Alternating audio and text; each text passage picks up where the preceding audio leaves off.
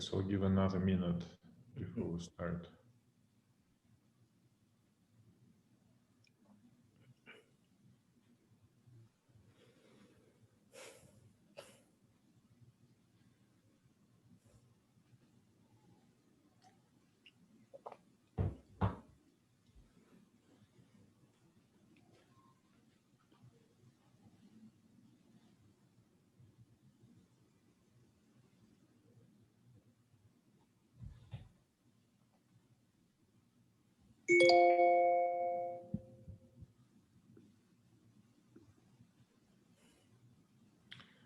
All right, so let's proceed with the next paper on our program. It is Mutual Fund Liquidity Transformation and Reverse Flight to Liquidity, presented by Karen Shao from Columbia and discussed by Lubos from Chicago booth.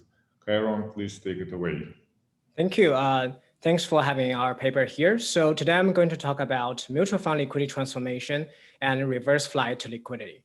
So this is joint work with my colleague Yiming at Columbia and Yao Zhen at Wharton. So this paper starts with an observation that in the COVID-19 crisis, those traditionally liquid asset market becomes significantly strained from unusually high selling pressures. And this is pretty surprising because the conventional wisdom would suggest that during downturns like this, we should experience flight to liquidity in the sense that there should be high buying pressure for liquid assets. Instead, we have this reverse flight to liquidity episode where these liquid assets were actually facing high selling pressure. To show you some data to motivate our study, so here we show that essentially the traditionally liquid US Treasury bond market was traded at a large discount compared to what would be implied by interest rate swap and the Treasury CDS. Similarly, if you look at a corporate bond market, the traditionally more liquid segment, the investment grade bond, was traded at a large discount compared to what would be implied from the corporate bond CDS. And in fact, this investment grade bond, the CDS bond basis of investment grade bond actually reached similar level, not even lower than the high yield bonds. So in this paper, we're trying to answer the following question: what has caused this reverse flight to liquidity phenomenon? And we're going to argue that this phenomenon is related to the increasing role played by bond mutual fund in conducting liquidity transformation. Specifically, these bond mutual funds, they issue demandable shares, which you can redeem at short notice, but backed by very illiquid assets. And we're going to show that this liquidity transformation going to create a fragility in the sense that when there's a negative shock to the fundamentals, there are going to be a large investor outflows from these funds. And to meet those outflows from investors, those mutual funds going to follow a pecking order of liquidation by first selling this more liquid portion of their portfolios, which generates these concentrated sales of liquid assets and creating pressures in those markets. And we argue that this reverse flight to liquidity have important policy implications because as more and more liquidity transformation are performed by the bond mutual funds, the liquid asset market may experience more volatility going forward, and this may steer central banks towards providing liquidity backstops to bond funds. So our paper contributes to several strands of literature. Most importantly, there is a growing literature essentially documenting that there's disruptions in the liquid asset market during the COVID-19 crisis. And our paper provides a new explanation for this heightened selling pressure through mutual fund liquidity transformation. So now let me start by showing you some aggregate trends. So the first observation is that the bond mutual funds have become increasingly important since last crisis. So if you look at 2007, before the previous financial crisis, the bond mutual funds total asset under management is around 1 trillion. And now before the COVID-19 crisis, we are standing at 5 trillion, right? So the 5 times increases for the past 12 years. And if you compare to the banking sector size, the shares issued by bond mutual funds in 2007, for $1 of deposits, we are looking at 22 cents. And by the end of 2019, we're looking at 35 cents. Right? So it's a rapid increase even relative to the banking sector. So now not only this bond mutual funds becomes increasingly important, they have conducting more and more liquidity transformation. So what do we mean by liquidity transformation by mutual funds? So it would be helpful for us to kind of go back to think about how banks conduct liquidity transformation. So this is a balance sheet of a bank. So on the asset side, they hold illiquid assets such as loans, and on the liability side, they issue demandable liquid debt. So by transforming these illiquid assets into liquid debt, they are providing liquidity to the economy. And we're going to argue that actually bond funds actually doing something very similar in recent years, where on the asset side, they are holding very liquid assets such as corporate bonds and sometimes even bank loans. And these assets are illiquid. Some of those bonds don't even have a single transaction for several weeks. Whereas on the liability side, they issue this liquid demandable equity, which allows investors to redeem at short notice. So you may ask, how do they actually manage to do that? So the key here is that they're going to hold some liquidity buffer. So when there's redemption from the investors, so this liquidity buffer is going to help them to reduce the need to sell these illiquid assets at short notice. So, and also, as you can see that the bond mutual fund and Hana Bank has a very important difference in their liquidity transformation. For bank, they issue this demandable debt whose redemption value is largely invariant to the underlying economic fundamentals. Whereas for bond mutual funds, their shares are equity contract, which expose investors to the fluctuation of the fundamentals. And in the COVID-19 crisis, we have a large negative shock to the economic fundamentals, which end up causing a large redemption from the investors. So this is what we see here. So in March 2020, the bond mutual fund sector in aggregate suffered an unprecedented 12% outflow, right? As you can see, this large spike has never seen before, right? So remember, the bond mutual funds now have 5 trillion assets under management. So this 12% outflows translates to 600 billion fire sale pressure. Right. So how do we understand this number? Remember, the total assets of Lehman Brothers is only 60 billion. So this is 10 times of the Lehman Brothers total assets. So interestingly, if you compare equity funds, although the equity prices dropped a lot during the COVID-19 crisis, we do not see much outflows from equity funds. So the way we understand it is that for the equity funds, they actually do not conduct a lot of liquidity transformation in the sense that their assets are stocks, which are very liquid, right? So this comparison between bond funds and equity funds implies that liquidity transformation must matter. Just to show you some more evidence in the cross-section of bond mutual funds, if we sort bond funds based on their liquidity, asset liquidity, you can see that the most illiquid funds, these bank loan funds, so essentially they hold bank loans as their assets, suffers cumulatively 20% of the outflows during the COVID-19 crisis. Whereas a less liquid one, a relatively more liquid one like high yield funds suffers milder outflows. And for the most liquid one, like the government bond funds, they actually enjoy inflows during this episode. So now facing these outflows, how do those funds cope with this redemption? So surprisingly, when corporate bond mutual funds suffer outflow, they're actually not selling corporate bonds, right? And what they end up selling is Treasury securities. So if you look at the flow of fund data in the first quarter of 2020, you can see that the mutual fund sector is in aggregate sold around 200 billion of Treasury securities. And this amount dwarfs all the other financial intermediaries, including broker-dealers, banks, and insurance companies. Okay. Actually, if you look at the sign for banks and insurance company, they're actually net buyers of Treasury securities during these volatile episodes, which is consistent with this conventional wisdom of flight to liquidity. Whereas the mutual funds are large net sellers of Treasury securities, which contributes to this unique phenomenon of reverse flight to liquidity. So now in the second part of the paper, we want to kind of provide a theoretical model to really help us to think about the relationship between the fundamental shock and the liquidity transformation and the outflows. So in the model, we have a group of households which face the idiosyncratic liquidity shocks as Diamond Divic.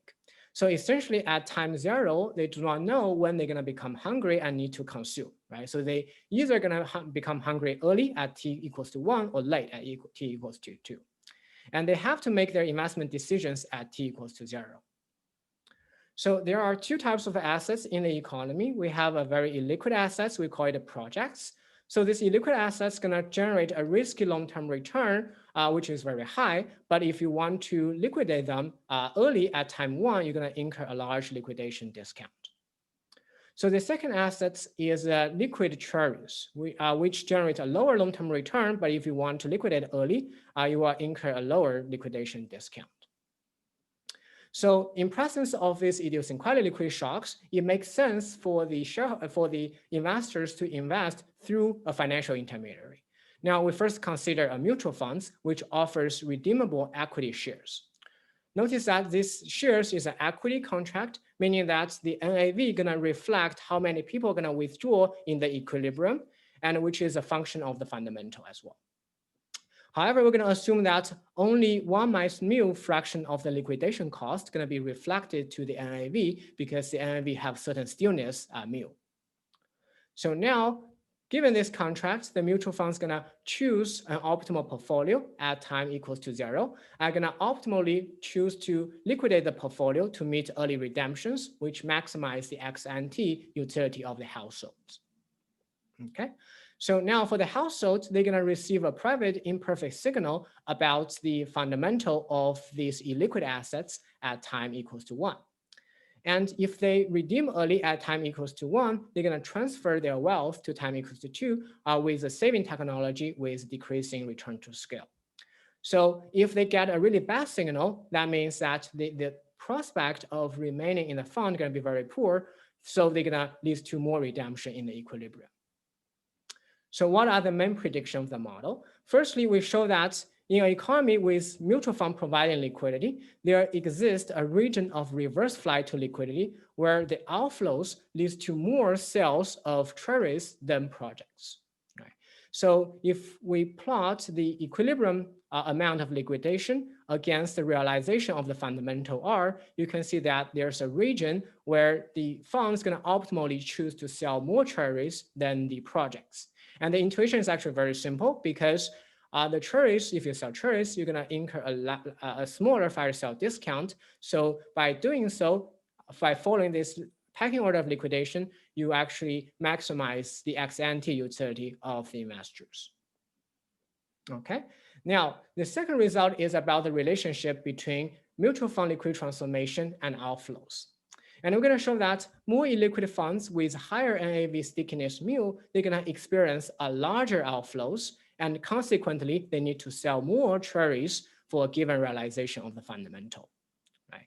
So essentially, what is the idea here? So if you have a more sticky NAV, that means that this is going to create a higher first mover advantage for those investors. This will lead to a more pronounced redemptions when the realization of the fundamental is bad. Consequently, this is going to force the mutual funds to liquidate more treasury securities. Okay. So lastly, to show that this reverse flight to liquidity is uniquely linked to mutual fund liquidity transformation, we consider a benchmark economy in which liquidity transformation is conducted by a bank. And in this benchmark economy, we're going to see that the withdrawals are decoupled from the realization of fundamentals, except in default. So essentially, the idea is that when the fundamental is not too bad, then nothing happens because the investor is going to get a fixed payment. But if the fundamental is sufficiently bad, the bank is going to default. So the bank is going to sell everything, right? So there's no region where the bank is going to sell more liquid assets than the illiquid assets. So with this prediction in mind, let's go to the data to think about how did mutual funds actually contribute to these reverse flight to liquidity episodes in the COVID-19 crisis. So we put together several data sources, which allows us to essentially link the daily fund outflows to the portfolio holding of the mutual funds and to the asset prices of the underlying securities. So we also pull commercial bank data and repo haircut data to complement our analysis. Okay, so our question is, the first question is, how what is the relationship in the data between the liquidity transformation conducted by mutual funds and the outflow they experienced during the COVID-19 crisis. So to do that, we use a measure of liquidity transformation, LPI, which is proposed by our prior paper. So the higher LPI a fund has, that means that the funds provide more liquidity, right? And you can see that if we measure the LPI of the funds at the end of 2019, before the COVID-19 crisis, a higher LPI is going to predict a higher fund outflows during the COVID-19 crisis. And actually, if you just run a kitchen sink regression by throwing in all of those fund characteristics, you're going to find that liquidity transformation is the single most important explanatory variable of the outflows during the COVID-19 crisis. Okay. So in terms of a magnitude, when the LPI increases by 1 standard deviation, the outflow is going to increase by 1.3% from March 1st to March 15th. Aaron, you have 5 minutes left. Thanks, Minko. Yeah, so now given these fund outflows, what should the fund do? So our model going to predict that the fund's going to follow this pecking order of liquidation, meaning that they're going to sell more liquid assets before moving down the liquidity ladder. So specifically in this graph, we plot a kernel regression of the change in portfolio weights on the fund outflow. Right. So the blue line here is the change in the liquid assets, which includes cash and treasury securities. Okay.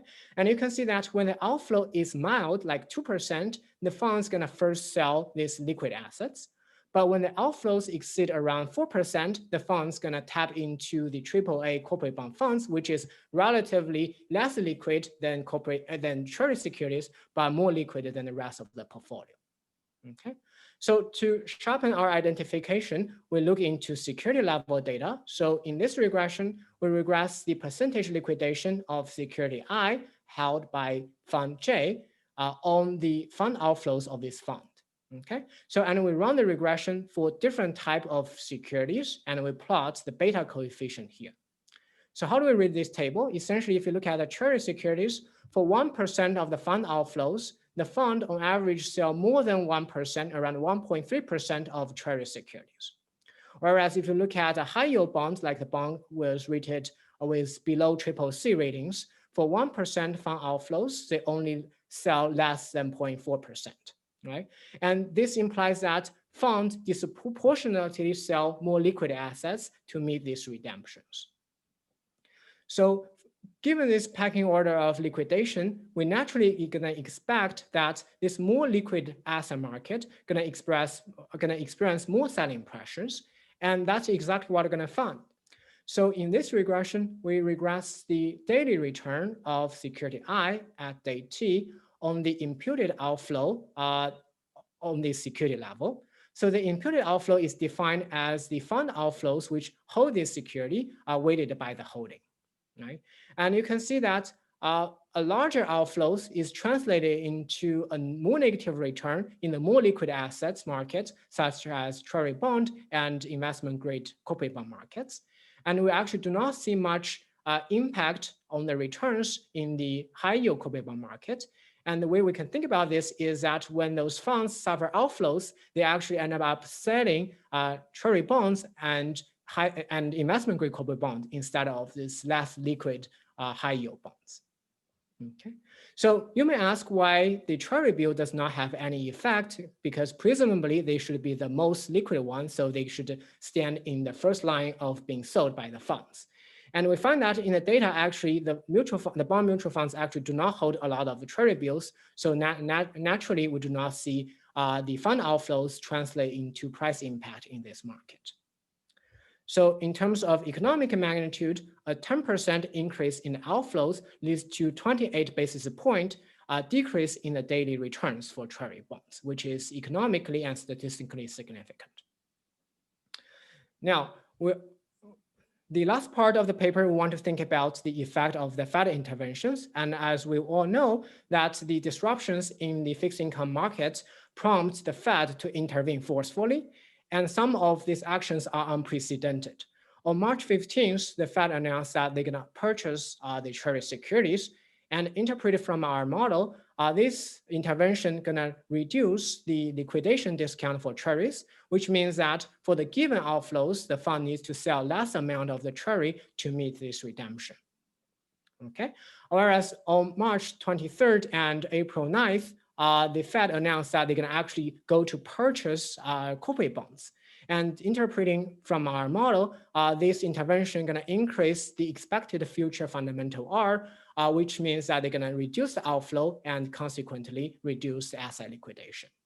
And our question is, which policy going to be more effective in the data? So just to give you a sense by conducting a case study where we compare two Treasury bonds. One is held by high LPI funds, which is mutual funds conducted a lot of liquidity transformation. And naturally, you're going to experience that these high LPI funds going to suffer a lot of outflows and fire sell these Treasury bonds. And not surprisingly, these high LPI bonds was treated with a large discount going into March 2020, as a lot of redemption occurs for those high LPI funds. Interestingly, if you look at the first vertical line, which indicates the announcement of the Fed to go to buy Treasuries, we do not see any recovery of this discount. It is until... You're out of time, so maybe take a minute to wrap up. Thank you. Yes, thanks. Yeah, so this is going to be the last few things. So, but it is until the March 22nd, we see a large recovery of the price because the Fed announced to buy the corporate bonds. And what's the mechanism? We show that this is because the announcement of buying corporate bonds stops the outflows from those mutual funds. And we see also a large positive impact in the NAV. So in the last 1 minute, let me just conclude, why we think this reverse flight to liquidity emerged this time. And we're going to argue that this is because there's a large migration of liquidity transformation from banks to the mutual funds since last crisis, as we see that their asset under management grew fivefold over the past 12 years. And if you think about banks, they did not suffer any outflows, and they are actually net buyers of Treasuries. And actually, we think this is linked to the fact that they issue debt claim so that their withdrawals are decoupled from the fundamental, except in default. And also they have access to liquidity backstops and enjoy deposit insurance. Okay, just to conclude in this paper, we asked what have caused this reverse flight to liquidity phenomenon. We argue this is due to the mutual fund liquidity transformation by issuing demandable equity shares and using pecking order of liquidation, which generated this concentrated sell in the liquid assets market. And we argue that going forward, as more and more liquidity transformation migrate to mutual funds, we may see more and more volatility in the liquidity market, and this may prompt the Fed to intervene. Okay, thank you so much for your attention. I'm looking forward to Lubos' comments. Thank you. Thank you, Kairon. So could you please unshare your screen? Great. Okay. Lubos, please. Thank you very much. Sure. Thank you, Mike. Let me try to share here. Here we go. Are we good to go? Absolutely, please. Wonderful. All right. Thank you. So thank you so much for this opportunity. This is an interesting paper, and it's motivated by something unusual that happened in 2020. And I know it's hard to believe, but yeah, unusual things have happened in 2020. The one that the paper emphasizes is strong selling pressure in treasuries and other high quality bonds, corporate bonds, after the COVID shock hit. And normally what we see during crises is a flight to liquidity, right? Normally we see people buying treasuries, buying high quality assets during crises. This time it was different. People were selling treasuries.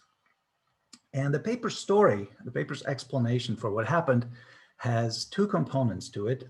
First, they emphasize the growing role of mutual funds, bond mutual funds in fixed income liquidity transformation. So specifically, after the 2008 financial crisis, new regulations mainly have led banks to take a step back and mutual funds to take a step forward in trading and holding corporate bonds.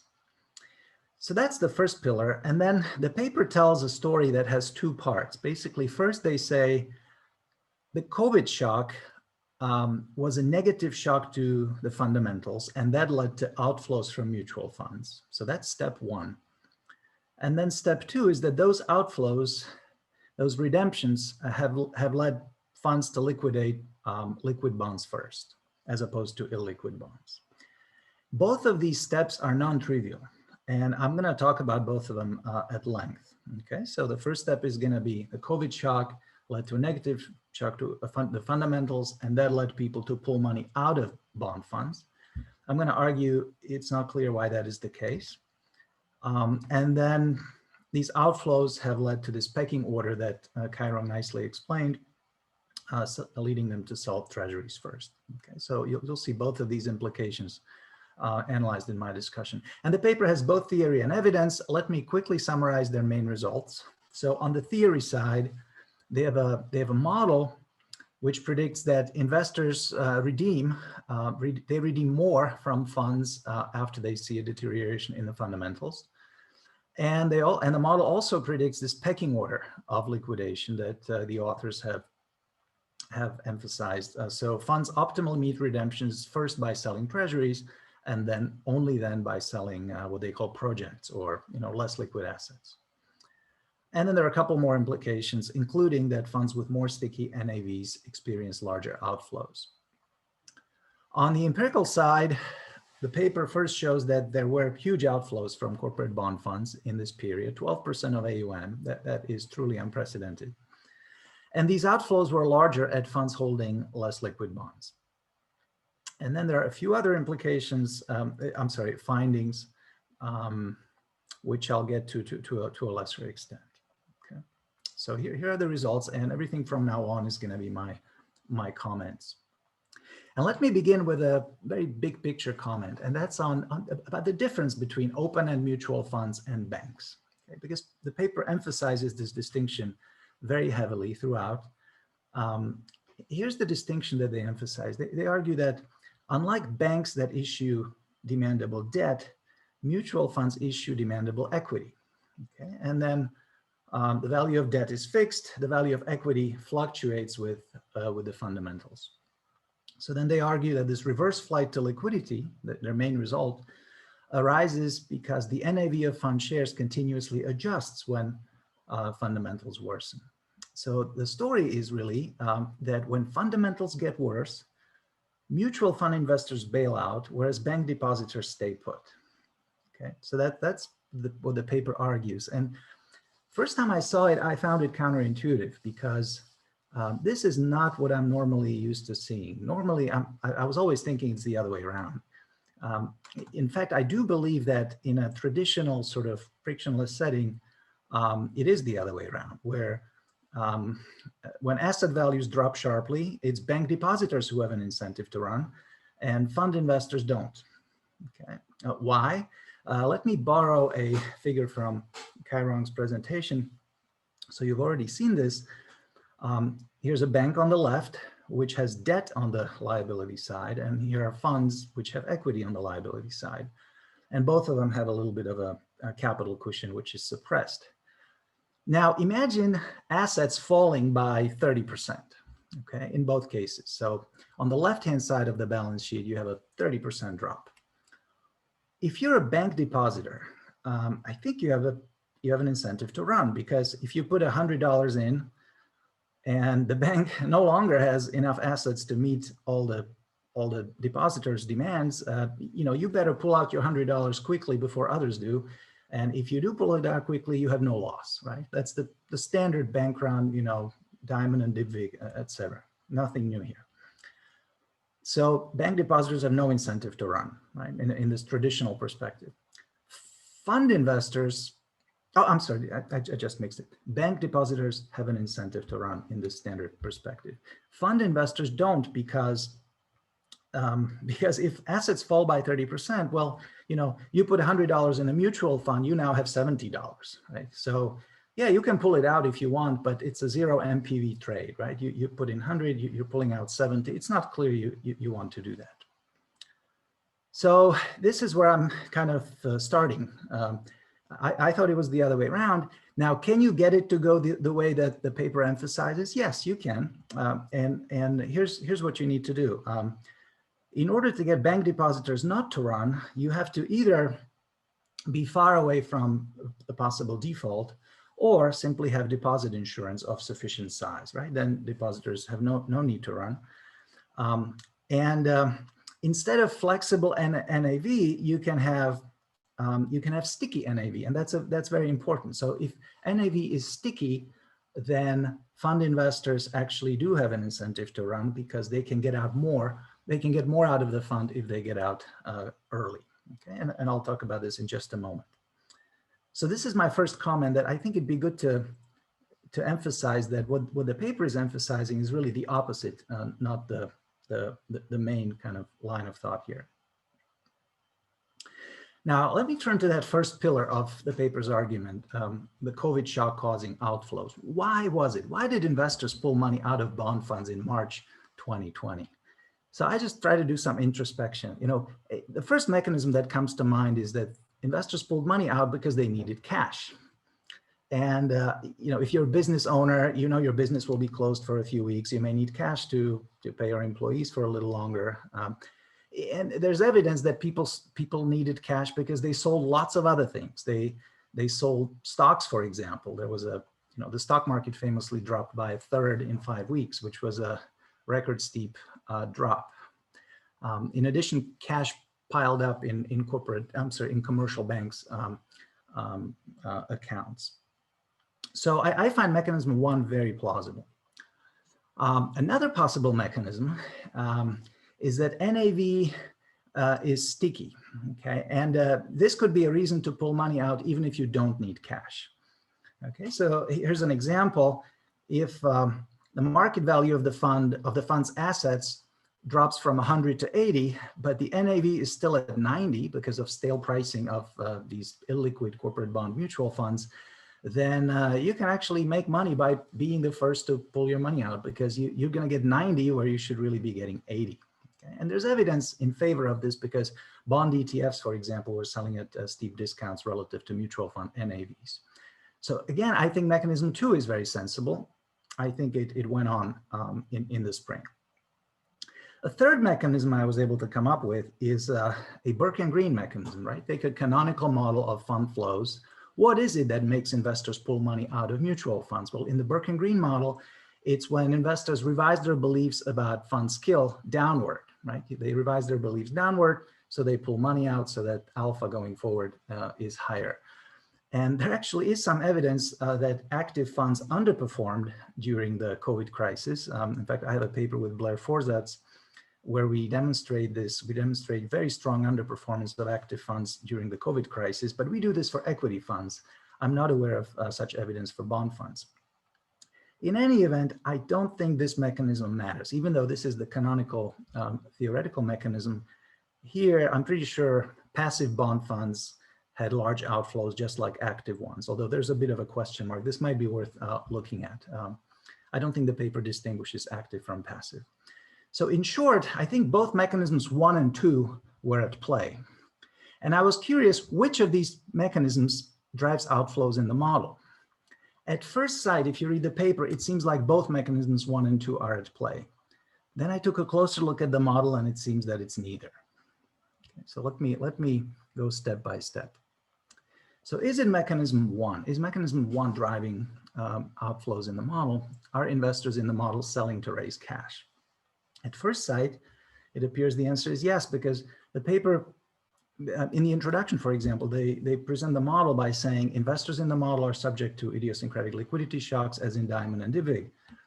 And then you start reading the theory and they say we have two types of investors. We have early investors who get these like early consumption shocks with probability pi. We have late investors who consume late. So when I saw this, I was like, yeah, this is very nice. This makes sense. Some investors get a shock they must consume in March 2020. And so they are the ones pulling money out, right? However, as soon as the paper introduces this, they set pi equal to 0. They basically, they get rid of these early investors. And if you look at the propositions in the paper, there is no pi. All the action is coming from late type investors. and late type investors don't need cash. So I'm a bit at a loss. Like, I don't see the purpose of these early type investors, and I don't see the purpose of liquidity shocks. And that's my second comment. I would love for the authors to clarify whether they really need these early type investors, because they don't appear in the main propositions. At least I couldn't see them. Okay, well, if it's not mechanism 1, maybe it's mechanism 2. Maybe investors in the model are selling due to sticky NAV. And indeed, this does play a role in the model. The whole proposition 2 is built on sticky NAVs. However, proposition 1 is not. Okay, so proposition 1 is the main proposition that proves that the model can generate reverse flights to liquidity. Okay, and that proposition is derived when NAV is fully flexible. In fact, the proof of proposition 1 doesn't even hold if the NAV is too sticky. So in other words, it's not sticky NAV that's delivering reverse flights to liquidity. Sticky NAV is delivering some other results in the model, but not the main result. Okay, so it's not this one either. Could it be mechanism 3? Nope, there's no active passive distinction in the model. Okay, so if it's not mechanism 1, 2, or 3, what is it? What is it? Why are investors pulling money out in the model? Why did the COVID shock cause outflows in the model? I think it's the following. So the paper normalizes the project's value. The project is so there are two assets. There's a treasury and there's a project. The paper normalizes the project's value to 1 in the middle period. There are 3 periods, 0, 1, 2. So in the middle period, project's value is 1. And the future payoff is R. Think about what happens when fundamentals get worse. So when R goes down, the project becomes less attractive to investors because it now has a lower expected return, right? You pay 1 today and you get R tomorrow. R is now lower, so you have a lower expected return. And I think this is why investors are selling the fund in the model. So then the question is this the right mechanism, right? It's not one of the 3 that I indicated earlier. Maybe this is the right mechanism. My question though is, when R drops, shouldn't the project's value at time 1 drop as well, right? I'm taking the asset pricing perspective. If I know at time 1 that my next period payoff will be lower, shouldn't the value of the project today drop as well? And if it does, then it's not clear why investors should pull out. It's a 0 NPV trade, right? Like in my example earlier. The paper does argue that we normalize the project's value to be 1, but more generally, it can take on any value that's less than perfectly correlated with R. I would like to encourage the authors to develop this further. And I'm not even sure, so it seems to me, like, why is it not perfectly correlated with R, I guess is my question. If I own an asset that pays something, that pays R tomorrow, if R goes up, the value of the asset should go up. R goes down, the value should go down. So it seems it should be perfectly correlated with R, but I'm sure the authors can speak to this more. So to summarize the short module here, it seems to me that the main result, those reverse flights to liquidity, obtain also without liquidity shocks, without diamond shocks, and also without sticky NAV. So it obtains with them, but neither of those are necessary. In other words, it seems to me you could take them out and you would still get the main result. So I think the model is hitting the target. It's getting to the right answer, but I'm not sure if it's getting there in the right way. A related comment on the pecking order of liquidation. So remember, the pecking order here is that treasuries are liquidated first. I'm a mutual fund, I have to liquidate something. I'm going to liquidate treasuries before I liquidate illiquid bonds. The result follows as naturally.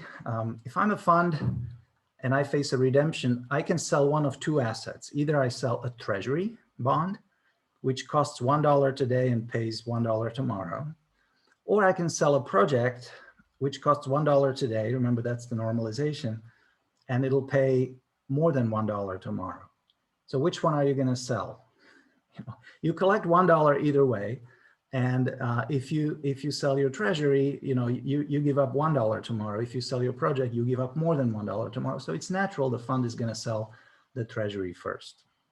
So I think this is why in the model you get the pecking order of liquidation. And again, the question is this the right mechanism? Do funds sell treasuries because they have lower returns? One possible alternative reason is that funds sell treasuries because because corporate bonds have become too illiquid to sell. In other words, if I'm choosing between the treasury and the project, I could try to sell the project, but it's so illiquid that there would be a huge liquidation discount. So instead, I'm going to sell the treasury. And remember, liquidation discounts are modeled differently here. There are these phis, and so I don't think the price one is about a liquidation discount here. A side note to the authors, I would love to see a clarification, just an expositional comment of the extent to which R is risky. Remember, R is the payoff of the project in the second period. And the paper starts out by saying R is risky, but then it seems that investors are getting infinitely precise private signals about R. So it seems that R is effectively riskless. I wasn't quite sure about that. It seemed to me that that was the case, but I'm sure the authors can clarify. Okay, next, let me tell you a little bit about, how am I doing? Well, fund flows more generally, fund flows during the COVID crisis. The closest paper to this one, I think, is the Falato, Goldstein, and Hortatsu paper. There are some similarities between these two papers. Both of them find large outflows from bond funds. Both of them talk about the Fed's announcement being important in calming markets down. Both of them talk about the role of illiquidity. The Falato et al. Paper is all empirical, and it has a slightly different focus on fire sales as opposed to a reverse flight to liquidity. So I think there's room for both papers. As far as equity mutual funds are concerned, they had smaller outflows, and we show that in a paper with Blair Forsatz. We find only modest outflows from active equity mutual funds, only about 1.3% of AUM. So contrast that with 12% for bond funds as found by this paper, or 9% as found by the Falato et al. Paper. In fact, here's a picture.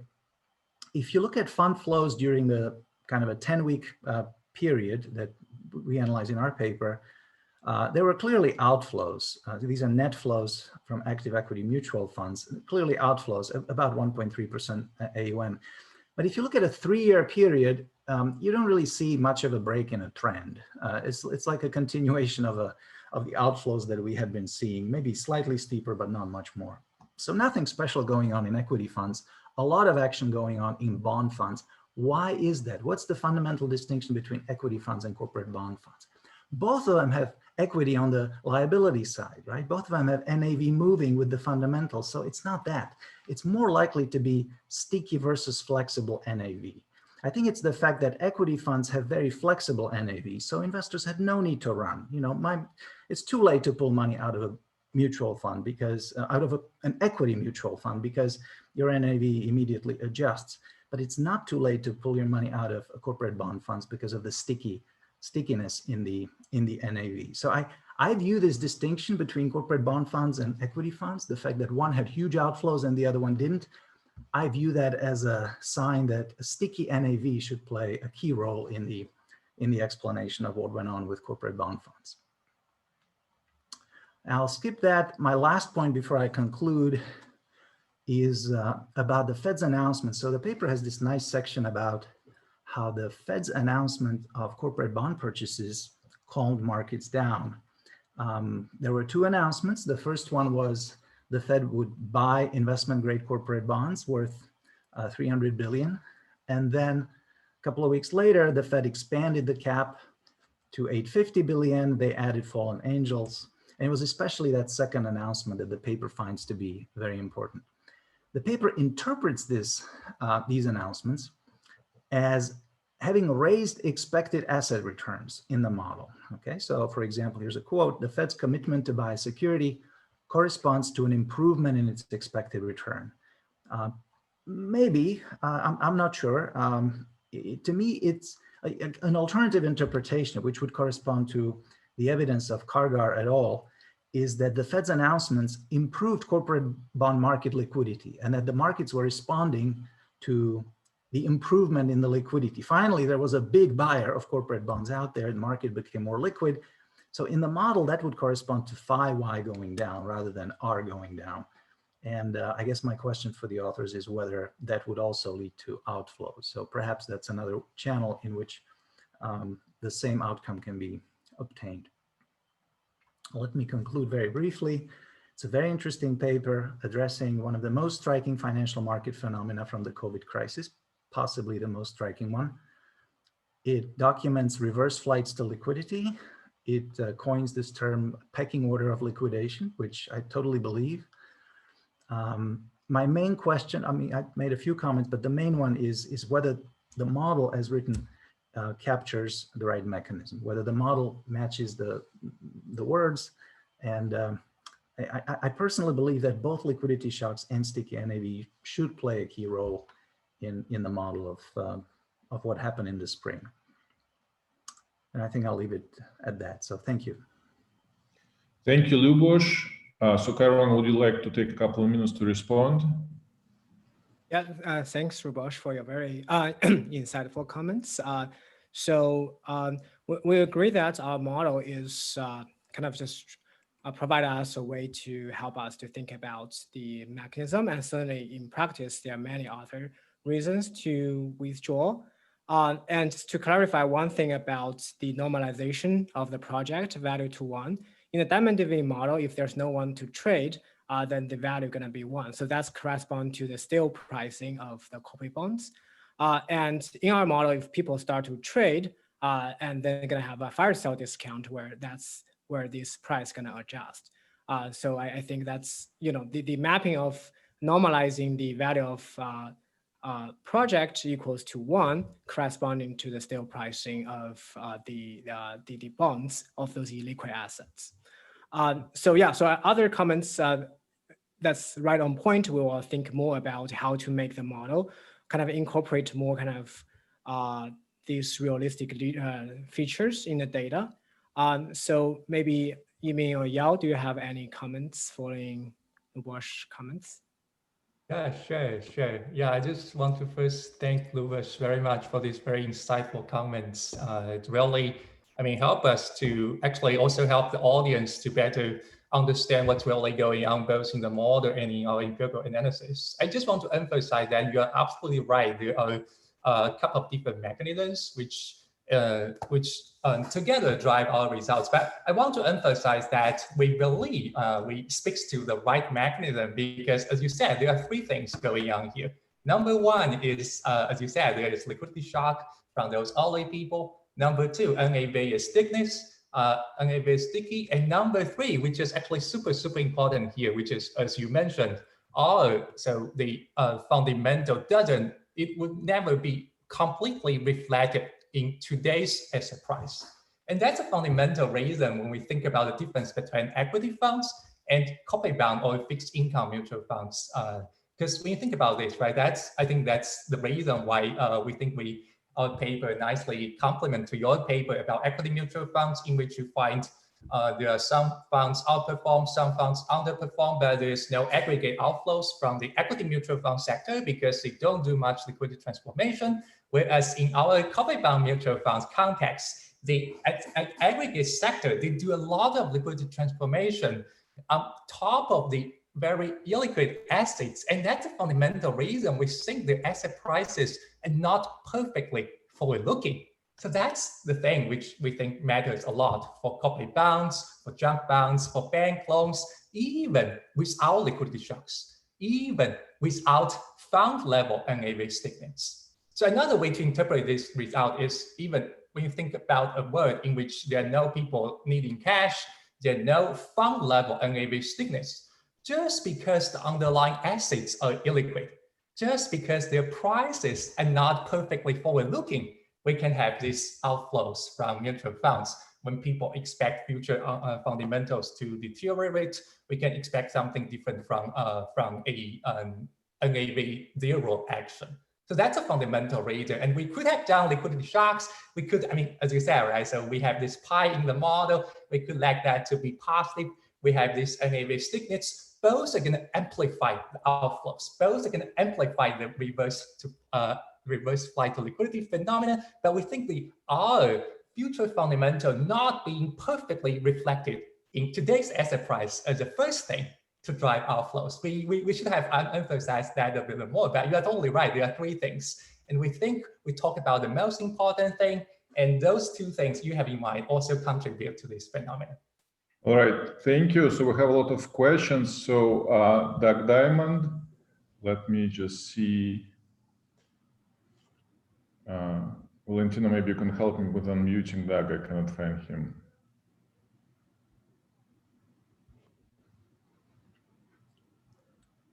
I see you're on top. Okay. Okay. Yeah. There. Does that do it? Yeah. Okay, great. So I had a question that was actually related to Lubos's. Looking in the model, it looks to me like the way you model this liquidating the asset for one is that you actually, it's a production decision. You're actually physically liquidating it for one. And it seems to me that that's better if you're thinking about a firm or a bank or something like that. For thinking about an asset market, you'd want to think about like an illiquid secondary market. And then in some sense, you might, instead of doing a pecking order, you might want to equate the marginal revenue you get from all sales. So push down the price a little bit in the illiquid one, and then push down the liquid one enough so you got the same thing. And then it seems like if you're going to do that, you would also, if you were a fund manager, you'd also want to take into account of the effect of what you're doing to the NAV on causing the run to get bigger or smaller. So it seems to me like this is like a little bit hardwired in to the way that the illiquidity is modeled. I don't know if that's right.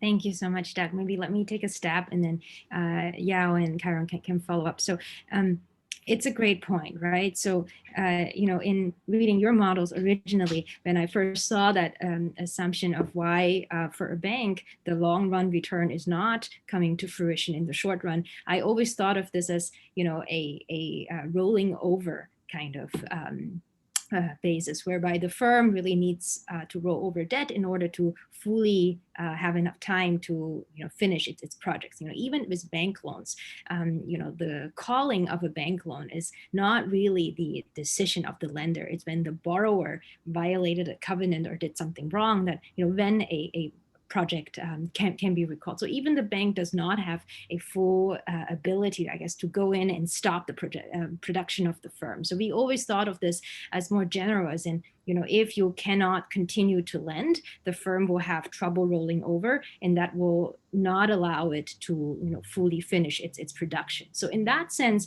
maybe thinking about bonds and loans are not that different, right? Just as firms need to roll over their bank loans to finish production, firms also need to roll over their existing debt in primary markets in order to be able to have enough funding for its entire production time frame. So in that sense, we think of the liquidation in secondary markets to really affect the cost and capacity of issuances in the primary market. And that will feed back into why in the short run, if all the firms cannot roll over their debt, we think that the liquidation value or the fundamental value in secondary markets should also be affected. But maybe this is something that we should highlight more, because I agree that it is not supernatural at the beginning to think of bonds and the stopping of the production.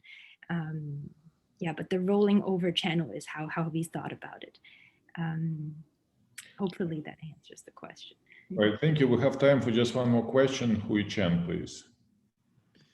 Thanks, Mike. Yeah, this is more of a suggestion, I think. It's related to what Lubos said about distinguishing between two channels. One is selling because investors need liquidity. The other one is that it's because sticky NAV, right? So I think perhaps you can distinguish these two empirically by thinking about the dynamics here. So imagine that this is entirely due to a sticky NAV liquidity event, in which case, if the run does happen, it seems like the asset price probably will overshoot. So the bond price will fall a lot. And then these guys, the smart guys who left early, should actually have incentive to come back, right? And buying back the funds at these price levels when this NAV finally reflect the market value. So I'm kind of curious to see whether, subsequently, empirically, whether you do see this kind of a flow coming back or not. If it's not, it seems like it would be more consistent with kind of a more relatively persistent liquidity shock, in which case, if you need money in March, you still need money in April, and that's why you don't see the money coming back. Yeah, no, that's a great point.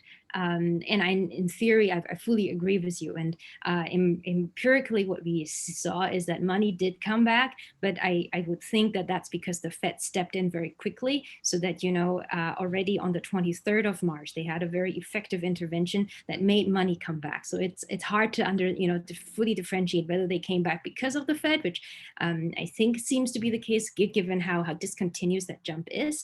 But I agree that if the event happened for a longer period of time, the channel you suggested may be present as well. I think, when we first decided, what channel to focus on, it is not that we don't think that there was a liquidity shock. We agreed, there is a pie that is not zero, which is why we need liquidity provision to begin with. And that pie likely increased as people needed consumption, as people lost their jobs.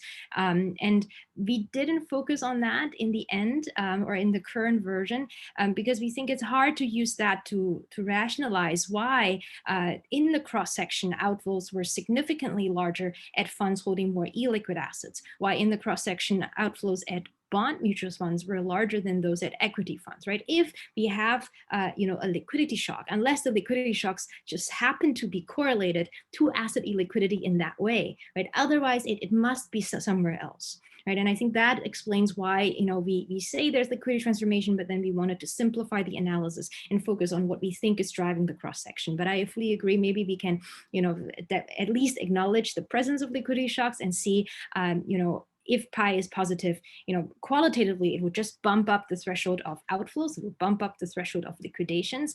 And, we should definitely, acknowledge that in writing the paper. And just one thing, I think there's the last point from Lubos that we haven't had time to respond to. I just want to quickly mention, Fed intervention. So we say the announcement of purchasing corporate bonds was effective by improving future expectations on fundamentals that alleviated outflows and that alleviated liquidations from the onset. Now, I agree that that announcement may also have affected the expectation of liquidity in corporate bond markets. And this is something that is present in the model. The reason why we didn't stress that as the likely explanation for what's happening is because if that channel is true, right? If that is true, then we would have expected the same, if not a larger effect from the announcement of Treasury purchases, right? Treasury purchases should improve Treasury market liquidity, and announcement of corporate bond purchases should affect corporate bond market illiquidity.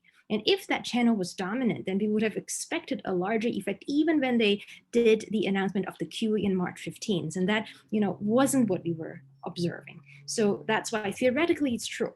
Better liquidity, you need to use fewer securities to meet the same outflows.